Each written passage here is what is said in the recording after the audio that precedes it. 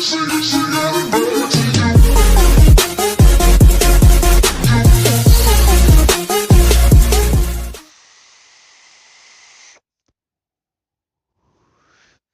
up guys, it's the Minty Caliber here. So I'm going to show you up close the dangers of using a tank on a hybrid mechanical mod.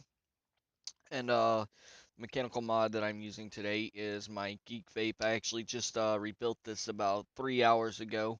I got a .19 resistant build in here using 22 gauge Canthal. Went back to the 22 gauge. It hits perfect though.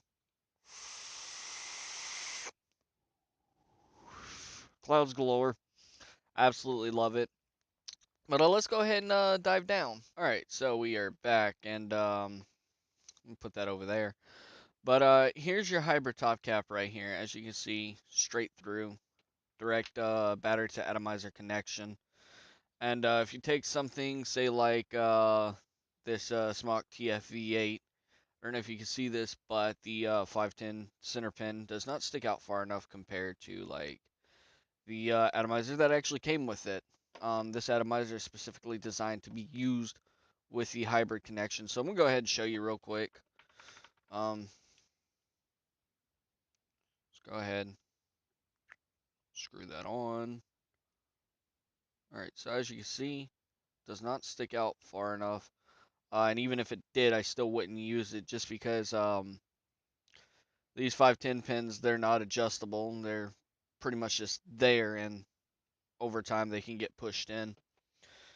But if you look at something like the actually, let's see, what is this? This is Tsunami 25. There we go. It's a 25 millimeter RDA. All right. So yeah. But if you look at something like that, that 510 pin really, it really sticks out there. It sticks out there a good bit. So yeah.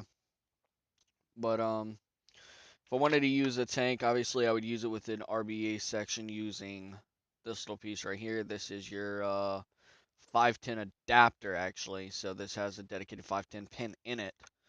And that'll allow you to either use this RDA or any RDA or RBA, RTA, RDTAs. Um, pretty much any type of atomizer that you want, given that the build is correct. So yeah. But I simply just I just use the hybrid with the included atomizer just because it's a lot easier. The way I assemble this is, or the the way I assemble this is I put the just pull that sleeve out. All right, put this on.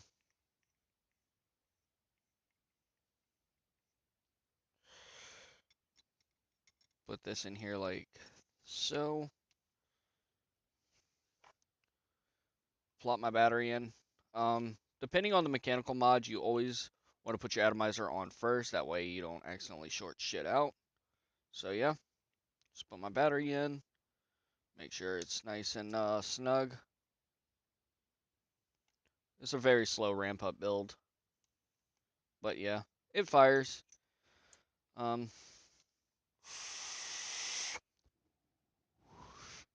Once it gets warmed up, it's absolutely amazing. And I say, for the price I paid for this, it's just amazing. But let's go ahead and go back up to FaceTime, and I'll talk a little bit more about battery safety and mechanical mod safety. All right, we're back. So, starting off with battery safety. One thing you should always do is keep an eye on your battery wraps.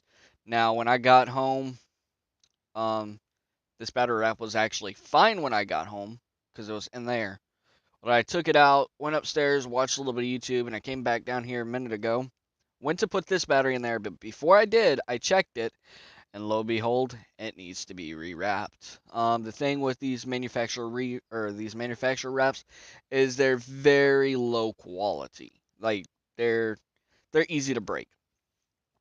So I was like, nope, put that back in my drawer, and I pulled my MXJO off the charger. It was at 4.2 volts, fully charged. It was good to go. But I see a lot of people talk shit about these MXJOs. If you're not pushing them, they're really good sub-ohm batteries. Really good. I like it. It's vapable. It's not the fastest ramp up, but I mean higher resistance.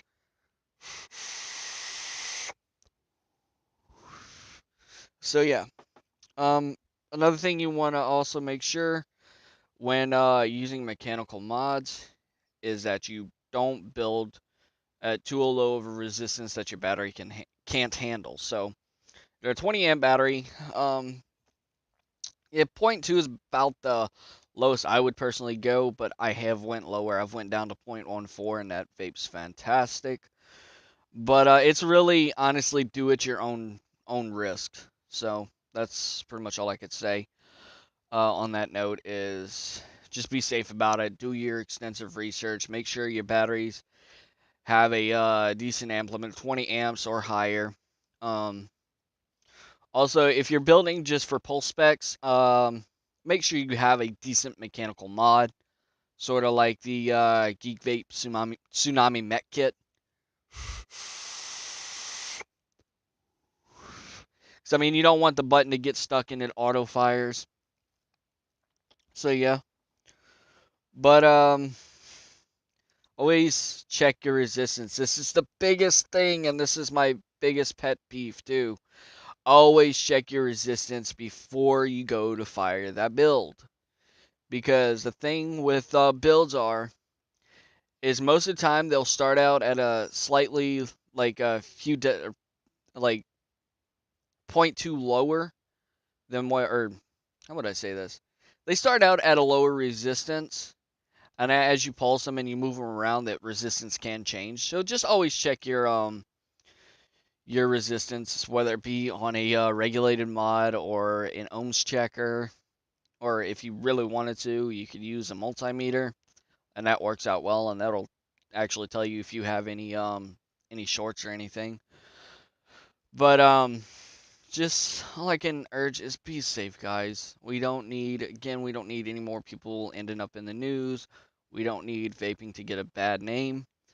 But as all I could say is have fun, stay safe, vape on.